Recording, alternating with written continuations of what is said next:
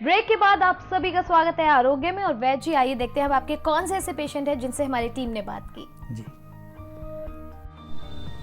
मेरा नाम नथनी महतो है। घर जनकपुर नेपाल में पड़ता है। जनकपुर में छोटा सा, जनकपुर के नज़दीक में छोटा सा गांव है नटाई, उसमें मेरा घर पड़ता है। मेरा पहले से मेरा पैर में सूजन हो गया था, तो मैं गया दरभंगा में डॉक्टर SK प्रसाद से दिखाया। वहाँ से करीब 1-1.25 साल इलाज चला। जो फ़ायदा जितना होना चाहिए नहीं हुआ, तो मेरे को संतुष्ट नहीं हुआ। तो मेरा एक ठो साथी यहाँ के बारे में बोले, और तो मैंने उनसे बोला कि मेरा पुर्जा लेते जाइए और दवा लेते आइएगा। तो वो आए और वैद्य जी से 2 माह का दवा ले करके गए। वो दवा मैंने 2 महीना खाए तो काफ़ी सा फ़ायदा हुआ मेरे को। जितना दरभंगा को दवाई से जो फ़ायदा नहीं हुआ था, जो मैं सोचा नहीं था, उतना फ़ायदा हुआ। अभी लीवर जो मेरा 17.5 था पहले, वहाँ को दवाई खा करके 16.5 पर आया। अभी फ़िलहाल जजवाया है तो वीडियो एक्सरे में 11.9 है। तो इसलिए, और मेरा शारीरिक रूप से भी पहले से बहुत अच्छा है। मेरा ठीक जो पूरा रूप से हो जाए, वैद्य जी को बहुत बहुत धन्यवाद है।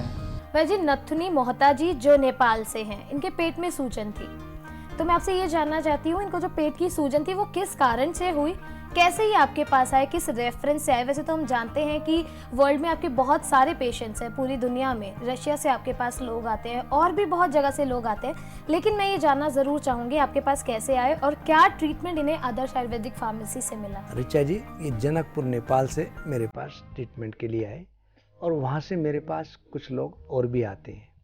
तो उन्होंने ही इसको बताया था। इसके पेट में काफ़ी सूजन थी और लीवर इसका काफ़ी बढ़ रहा था। अत्यधिक बहुत ज़्यादा अनाप शनाप एंटीबायोटिक या पेन किलर का सेवन करना इसका मुख्य कारण है। और कई बार कुछ लोग बहुत ज़्यादा लग्जेटिव दवाई बिना मतलब खाते रहते हैं, और उनकी कब्ज़ नहीं टूटती, उस कब्ज़ को दूर करने की कोशिश में वो लग्जेटिव का सेवन करते हैं। कई बार जो हमारा पेट साफ नहीं होता, यदि हम कुछ फाइबर का प्रयोग करें तो उससे बहुत ज़्यादा लाभ मिलता है। लग्जेटिव दवाई थोड़े समय के लिए ठीक, लेकिन लंबे समय में यह नुकसान देती हैं।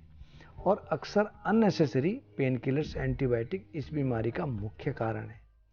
कुछ जगह खाने पीने की बहुत ज़्यादा अच्छी वो नहीं है, पानी में बहुत ज़्यादा इन्फेक्शन होने लगा, तो इनको ये मुख्य दिक्कत थी कि पानी के इन्फेक्शन के कारण और बहुत ज़्यादा पेन किलर, एंटीबायोटिक खाने के कारण इनके पेट में सूजन आ गई और लीवर भी काफ़ी बढ़ गया था।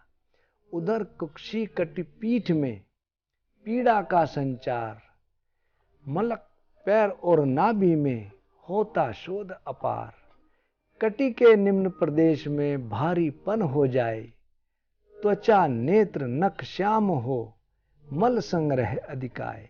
यानी कि हमारी त्वचा, नेत्र और हमारी त्वचा का रंग काला पड़ने लगता है, शरीर का रंग काला पड़ने लगता है। उधर पेट यानी कि ठोस होने लगता है और भूख कम हो जाती है। खाया पिया हमारे शरीर को लगता नहीं और भूख हमारी बहुत कम होने लगती है। इसके लिए हम अपनी फार्मेसी में एक दवा बनाते हैं जो अक्सर पेट के लिए तो कम से कम मैं कह सकता हूँ कि रामबाण है।